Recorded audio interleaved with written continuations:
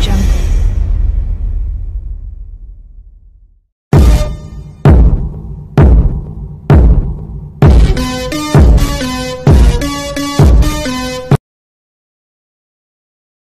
Soyez tous salués dans le puissant nom de notre Seigneur Jésus. Comme je le dis toujours, c'est le nom qui a été donné au-dessus de tout nom. Et à part ce nom, il n'y a pas un autre nom qui peut vous sauver. Alors, si vous cherchez la vérité, si vous voulez être affranchi, si vous êtes dans une religion où on vous traite d'esclave, si vous êtes dans une religion ou une dénomination où le Dieu de cette religion ou de cette dénomination vous traite d'esclave, alors sortez de cette religion. Parce que vous ne pouvez être esclave d'un Dieu. Pourquoi? Dieu a créé toutes choses. Dieu est l'auteur de toute la création. Alors, le Dieu qui a créé toutes choses ne peut pas se permettre de créer une créature à son image. Comprenez bien. Alors, le Dieu qui a créé toutes choses ne peut pas se permettre de créer une créature à son image. Puis, il le forma pour le rendre visible. À partir de cet instant, nous comprenons que Dieu, étant esprit, est invisible. Puisqu'il est écrit aussi que les choses visibles et invisibles, tout, trône, domination, autorité, toutes ces choses ont été créées par un seul Dieu. Et ce Dieu-là est invisible, puisqu'il est esprit. Nous savons, même sans intelligence, que tout ce qui est esprit est invisible. Alors, Dieu créa l'homme à son image. Ça veut dire que Dieu créa l'homme invisible aussi comme lui. Dieu créa l'homme esprit comme lui. Mais qu'est-ce que Dieu fit? Dieu forma l'homme de la poussière de la terre pour le rendre visible. Et si Dieu forma l'homme de la poussière de la terre pour le rendre visible, c'était le moyen de lui mettre au-dessus de toute la création. L'homme a été créé pour être au-dessus de la création. L'homme a été créé pour être le chef de la création. L'homme est le maître de la création. L'homme domine toutes choses dans la création. À partir de cet instant, l'homme ne peut pas être esclave de la création. L'homme ne peut pas être esclave du Dieu qu'il a formé pour lui mettre maître de la création. Est-ce que vous comprenez ce que je dis? Je m'adresse à vous, musulmans. J'insiste, je ne m'adresse pas aux bouddhistes. Je ne m'adresse pas aux catholiques aujourd'hui. Je ne m'adresse pas aux protestants, aux branhamistes. Tous ceci, ce sont des religions. Je m'adresse principalement aux musulmans. Pour que vous compreniez quelque chose, si dans votre livre de foi, le Dieu que vous adorez vous a traité ou vous traite d'esclave, alors sortez de là. Ce n'est pas Dieu qui est dedans. Dieu ne peut pas traiter son peuple d'esclave. C'est lui-même Dieu qui s'est chargé de sortir son peuple d'Égypte pour les amener à Canaan. Pourquoi?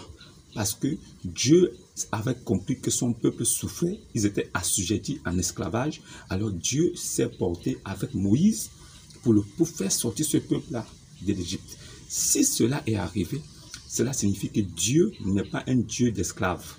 Notre Dieu n'est pas un Dieu qui a des esclaves en sa possession. Comme l'avait le prophète Mohammed. Le prophète Mohammed avait des esclaves en sa possession. Il achetait et il vendait des esclaves noirs.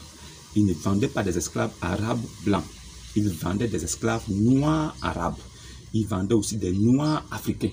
Donc, lui, il se prenait pour un Dieu sur la terre qui prenait l'homme noir comme la race inférieure. Lui, prophète de Dieu, soi-disant des musulmans, il prenait l'homme noir comme une race inférieure qu'il pouvait assujettir en esclavage. Alors, il avait des esclaves en sa possession, il en vendait et il en achetait. Ça déjà, c'est un point que vous devez noter quelque part, que si un prophète de Dieu vient sur la terre et qu'il dit que l'homme noir ressemble le plus à Satan, nous devons nous poser des questions. Pourquoi est-ce que l'homme noir ressemble le plus à Satan? Pourquoi est-ce qu'il dit que l'homme noir a la tête de raisin séché? Tête de raisin desséchée. Il appelait les hommes noirs tête de raisin desséchée. Maintenant, il a dit à ses acolytes, à ses califes, que si parmi eux, aucun d'eux n'a jamais vu Satan, si aucun d'eux n'a jamais vu un démon de Satan, alors qu'il regarde l'homme noir. L'homme noir est le prototype même de Satan. Bon, je ne crois pas qu'il y ait un livre depuis l'Ancien Testament jusqu'à l'Évangile qui ait dit quelque part que l'homme noir ressemble à Satan. Je ne crois pas. Maintenant, c'était juste une anecdote pour vous permettre de savoir là où vous êtes. Comme je disais, je m'adresse principalement à mes frères musulmans pour que vous compreniez que si vous êtes esclave d'un Dieu, ça veut dire que ce Dieu-là n'est pas le vrai Dieu. Vous devez réfléchir et voir comment sortir de là. Bref, maintenant, je voudrais aussi vous parler de quelque chose. Si vous êtes musulmane, femme, si vous êtes musulmane et que vous êtes femme, alors sachez que le Dieu du Coran, le Dieu de Mohammed, parce qu'il n'est pas le Dieu de l'humanité, il est le Dieu de Mohammed et le Dieu des Arabes, il dit que vous les femmes, vous êtes des objets sexuels. Vous êtes bon à être allongé sur un lit et à être mougou. En fait, le but de cette petite vidéo est d'éclairer la lanterne des femmes qui sont musulmanes. Vous, qu'on vous donne dans des mariages forcés, vous à qui on vous donne à des vieillards, 50 ans, 60 ans, vous avez 9 ans, vous avez 10 ans, 6 ans, on vous donne de force à des hommes, disant que c'est Dieu qui le veut, c'est de l'esclavage. L'esclavage n'est pas seulement de vous vendre et dire que vous êtes esclave, mais on vous arrache votre liberté, votre dignité, on vous arrache votre honneur en vous donnant à un homme que vous ne voulez pas, un homme que vous n'avez jamais aimé, un homme que vous n'avez jamais vu, dont vous ne connaissez le comportement, qui vous prend et qui vous traite comme une poupée sexuelle, qui vous tape quand il veut, qui vous tape le moment où il a envie, que vous ayez envie ou pas, il vous tape. Il ne se soucie pas de l'âge que vous avez. Vous avez 9 ans, vous avez 10 ans, 11 ans, 12 ans, il vous tape. Maintenant, j'attire l'attention à vous, pères, vous qui êtes des papas et qui êtes des musulmans. Si aujourd'hui, on vient chez vous, on prend votre petite fille de 6 ans, que vous adorez tant, que vous chérissez tant, on la prend et on la donne à un monsieur qui a 50 ans qui va la taper. Je pense que vous serez très heureux de le savoir.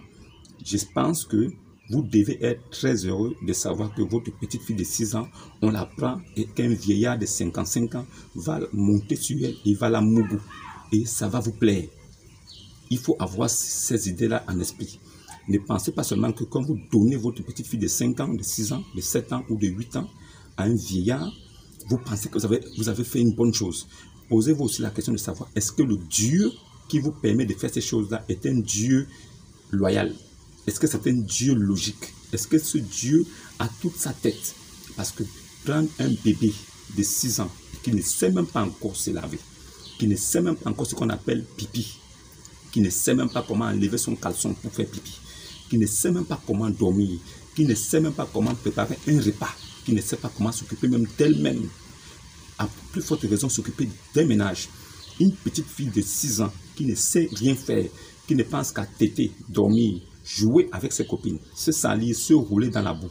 On prend un enfant comme ça, on vous la donne à vous, papa 50 ans, 60 ans, et vous la tapez. Vous pensez que vous êtes dans une logique?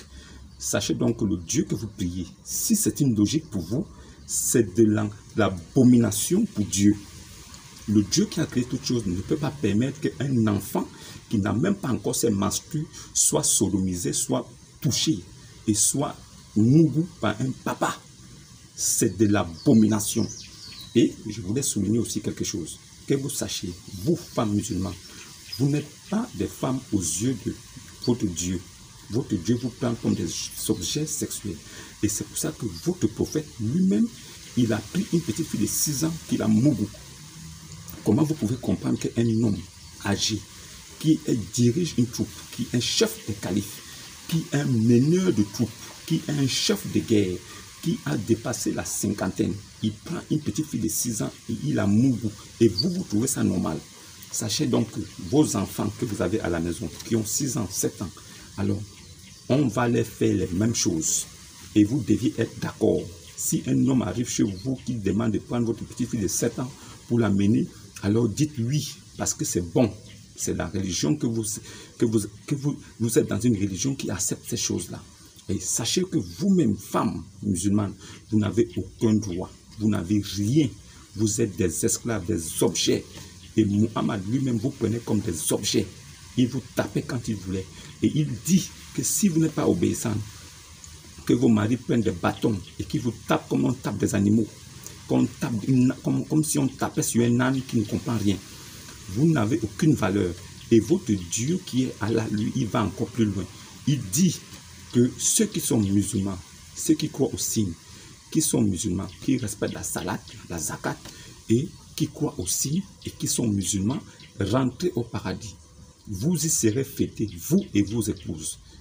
Dans cette sourate, nous comprenons que Allah, il dit que ceux qui sont musulmans, les hommes, et qui ont des femmes aussi musulmanes, rentreront au paradis s'ils croient au signe, s'ils accomplissent la salat, la zakat, et ils sont musulmans, ils rentrent au paradis avec leur épouse. Ils y seront fêtés. Maintenant, la question qui se pose, c'est qu'est-ce qui va se passer dans le paradis de Allah? Alors, dans le paradis de Allah, tout musulman qui rentre aura 72 vierges. Chaque musulman au paradis de Allah aura 72 vierges. Ces 72 vierges-là seront appelées les yuris. Ces yuris seront dans des petites tentes, sur des lits superposés. Ça veut dire qu'elles sont allongées sur des lits superposés. Tout ce qu'elles attendent là-bas, c'est qu'elles attendent ce monsieur musulman qui est allé au paradis, qui va les taper sans cesse pendant 70 000 années. Ça veut dire qu'il les tape aujourd'hui et elles redeviennent vierges le lendemain. Ça, c'est une parenthèse. Donc, tout musulman qui lave ses fesses, ses pieds, sa tête, son anus, ses narines, parce que Satan dort au fond de ses narines, il lave ses oreilles, parce que Satan fait pipi dans ses oreilles. Alors, quand il finit de faire tout ça, il bombe l'anus au ciel, il tape son front à terre et il récite les récitations comme s'il était à l'école primaire, comme s'il avait 3 ans, 4 ans, qu'il récitait B, A, Ba, B, O, Bo. Les récitations qu'il récite, ce sont des récitations qu'il récite depuis des années. Ses grands-pères ont récité ces mêmes récitations. Ses aïeux ont fait des mêmes récitations. Il récite des choses qui sont inutiles. Il récite les mêmes choses qui n'ont aucune valeur. La preuve, c'est qu'il n'y a jamais eu un miracle que Allah a fait à partir de ces récitations. Voilà pourquoi le Coran est appelé récitation. Vous récitez sans savoir ce que c'est. Vous récitez sans comprendre vraiment le sens. Il faut juste réciter et ne pas poser de questions. Voilà pourquoi lui-même, ce Dieu dit, ne posez pas de questions sur les choses que vous ne comprenez pas. Alors récitez seulement comme des enfants, comme des gens qui n'ont rien dans la tête. Récitez, récitez, récitez. Et après avoir tout récité, il sait que quand il bombe l'anus au ciel, il tape le front au sol, il le fait plusieurs fois, il tue mouton, il se débarrasse de ses péchés. Alors il fait caca sur une femme, après avoir fait l'amour avec elle, parce qu'il sait qu'en faisant caca sur elle, il enlève toutes les abominations qu'il a sur lui et il devient pur. Il ira dans le paradis de Allah. Et dans le paradis de Allah, il va entrer avec sa femme. Où seront les enfants? Quand lui, ce monsieur musulman, il rentrera dans le paradis de Allah avec sa femme, les enfants qu'il a eus avec cette dernière-là seront où? Et maintenant, dans le paradis là-bas, la femme sera mise à l'écart. Mais l'homme aura 72 vierges dans des lits superposés. Elles seront dans des petites cases avec des lits superposés. Elles seront là-bas prêtes à être consommées. Elles seront prêtes à être consommées. Le but de l'homme quand il sera là-bas, c'est de taper, aller prendre dans les rivières de vin, il boit son vin. Ça veut dire qu'Allah promet des rivières de vin au paradis. Ces rivières de vin vont servir aux musulmans. Ils pourront boire, se saouler, et après s'être saoulés, ils pourront donc aller taper les yuris et ils tapent. Et sachez donc que quand il finit de taper une yurie, elle redevient vierge quelques minutes après. Ça veut dire qu'il peut encore la redévierger. Et quand il finit, quelques minutes après, elle redevient vierge. Au point où nous comprenons que le Dieu de l'islam, c'est un Dieu qui aime faire souffrir la femme, qui aime la douleur. Parce que nous tous, nous savons que quand une femme est vierge et qu'il faille la dévierger, c'est de la douleur. Nous savons que le premier rapport sexuel d'une femme n'est pas un rapport sexuel plaisant. C'est plaisant pour l'homme parce que lui, il ne ressent rien. Il a l'impression qu'il défonce, mais la femme qui se fait dévierger, elle ressent de la douleur atroce parce que c'est le passage c'est le passage. Et il est en train de ouvrir le passage. Et ce n'est pas plaisant. Il n'y a pas une femme sur la terre qui vous dira que quand elle a fait des rapports sexuels pour la première fois, c'était vraiment agréable. Non, c'est toujours difficile. Et lui, il aime cette sensation. Voilà pourquoi il leur dit à ces musulmans, quand vous serez au paradis, vous aurez 72 vierges chacun, vous pourrez taper et à chaque fois que vous tapez, elle redevient vierge. Donc la douleur sera toujours une douleur qui va recommencer. Ça, c'est ce que Allah promet aux femmes. Maintenant, les femmes qui étaient mariées à ces musulmans sur la terre, qu'est-ce que Allah leur promet au paradis? Rien du tout. Elles vont rentrer avec les maris au paradis pour y être fêtées, mais elles seront mises à l'écart pendant que le monsieur sera en train de taper 72 vierges pendant 70 000 années. Maintenant, elle, qui va la taper? Qui va s'occuper de cette femme-là qui était mariée ici avec ce monsieur? Mais là-bas, elle sera délaissée et le monsieur lui aura 72 vierges. Est-ce que vous comprenez bien ce que je dis? Il faut réfléchir. Ne soyez pas seulement abrutis à l'école coranique. Allez ici à l'école normale. Lisez bien vos sourates. Lisez bien votre Coran. Vous allez comprendre beaucoup de choses. Moi, je lis votre Coran plus que vous. Je connais le Coran plus que même l'imam. L'imam ne peut pas se mettre devant moi. Il me parle du Coran. Et c'est pas là pourquoi j'ai toujours dit que c'est un livre de l'abomination. Parce que la femme est marginalisée dans ce livre-là. Quelle sera la récompense de la femme au paradis de Allah? Quelle sera la récompense de la femme au paradis de Allah? Si l'homme, lui, il aura 72 vierges, qu'il pourra taper et elle redevient vierge, quelle sera la récompense de celle qu'il a épousée ici sur la terre? Elle sera marginalisée là-bas. Elle n'aura rien. Elle ne pourra même pas faire parce qu'on ne mentionne même pas son nom et ce qu'elle pourra faire là-bas. Dans le Coran, il n'est pas mentionné les avantages de la femme musulmane. Il est seulement mentionné les avantages de l'homme musulman. C'est quel livre ça? Vous restez dans ça, vous ne comprenez pas. On vous parle, vous pensez que ça sort de la tête des gens. C'est votre propre livre qui dit ces choses. Voilà pourquoi j'ai toujours dit que le Coran n'est pas un livre inspiré de Dieu. Ce livre-là est venu 600 ans après l'Évangile. Nous considérons que si le Messie est venu, si le Coran lui-même, il dit que Issa, ce faux Jésus de l'islam, il est Al-Masiyah, cela sous-entend que le Coran reconnaît que Jésus qui est venu est le Messie. Alors, s'il est le Messie, qui peut venir après le Messie et dire que le Messie est faux? Puisque le Messie a déjà tout accompli. Celui qui vient après le Messie est l'Antichrist. J'ai dit, ce livre-là a été écrit dans les profondeurs de l'enfer. Et il est remonté, inspiré du diable et remis à ce gars qui vous a fait lire ça. Il vous le fait lire depuis des années. Aucun miracle n'a été opéré par cet homme. Aucun miracle n'a été opéré par son Dieu. Et vous suivez ce monsieur-là. Jésus-Christ a tout accompli. Il est mort sur la croix. Il est ressuscité. Il a guéri les malades. Il a ressuscité les morts. Il est monté au ciel. Le Coran confirme que lui, Issa, il a été enlevé au ciel. Il n'est pas mort. Il est vivant au siècle des siècles. Vous qui dites que vous croyez en lui, alors vous devez prendre votre baptême au nom de Jésus. Celui qui n'a pas pris son baptême au nom de Jésus, il n'est pas né de nouveau, alors il n'est pas sauvé. Qu'est-ce que vous me rappelez? Je crois en Jésus plus que toi. Si tu crois en Jésus, tu dois prendre ton baptême au nom de Jésus. Si cela n'est pas fait, c'est de la marmaille, c'est du mensonge. Tu dis tu crois en Jésus, tu prends ton baptême au nom de Jésus. C'est ce qu'on appelle la nouvelle naissance. Si tu es né de nouveau, alors je pense que tu peux comprendre les choses spirituelles. Sinon, tu ne pourras rien comprendre. Je tenais à vous faire cette petite vidéo pour que vous compreniez quelque chose. Des choses où vous ne pouvez rien comprendre parce que votre Dieu vous interdit de vous poser des questions. Moi, je me pose des questions sur des choses que je ne comprends pas. Et alors, je trouve des réponses. Tu ne peux pas me dire que moi, je ne dois pas me poser des questions sur des choses que je ne comprends pas. Parce que tu veux que je reste comme un esclave qui n'est pas affranchi. Alors, je dois chercher la vérité. C'est la vérité qui va m'affranchir. Je vais quitter de l'esclavage pour devenir fils. Alors, quitter d'esclave pour devenir fils de Dieu. Esclave de Dieu ou fils de Dieu? C'est ça la question. Veux-tu rester esclave de Dieu ou fils de Dieu? Si tu es esclave, tu n'hériteras de rien. Mais si tu es fils, tu es déjà héritier. Tu es déjà sauvé. Et tu ne viens point en jugement. Alors tu es passé de la mort à la vie. Celui qui croit en Jésus est vivant pour des siècles et des siècles. Parce que c'est en Jésus qu'il vivra éternellement. Puisque Jésus lui-même vit éternellement. Qu'est-ce que vous n'avez pas compris? Je vous dis, je vous apporte la lumière de la vie.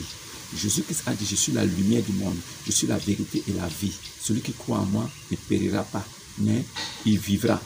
Jésus-Christ est le Dieu, le grand Dieu tout-puissant manifesté en chair. Celui qui croit en Jésus est déjà justifié. Celui qui croit en Jésus est déjà sanctifié. Celui qui croit en Jésus a le salut, un salut éternel. Celui qui croit en Jésus est déjà sauvé. Il ne sera pas sauvé. Il n'attendra pas le jugement. Il ne sera pas jugé. Il est déjà sauvé. C'est un point. N'oubliez pas de vous abonner, de liker. Et ceux qui me suivent, posez des questions. Il y a des réponses pour tout le monde. Je vous ai toujours dit que l'esprit a des réponses pour toute la chair. La chair n'a aucun secret pour l'esprit. Alors, à partir de ça, sachez donc que si quelqu'un vient à vous et il vous dit qu'il vient de la part de Christ, réfléchissez bien. Sachez que celui qui vient de la part de Christ fait les choses de Christ, dit les choses de Christ et ne va pas plus loin que ce qui est écrit. Celui qui vient de la part de Christ dit les choses de Christ, fait les choses de Christ et ne va pas plus loin que ce qui est écrit. Alors, à partir de là, vous saurez et vous reconnaîtrez vraiment un vrai envoyé de Dieu. Celui qui vient de Dieu est Dieu. Celui qui vient de Dieu est Christ. Il est le petit Christ, il est un petit Dieu. Alors, si vous dites des choses et que vous examinez dans les Écritures, vous ne les trouvez pas, ce n'est pas quelqu'un qui vient de Dieu. Shalom, shalom. N'oubliez pas de vous abonner et à la prochaine.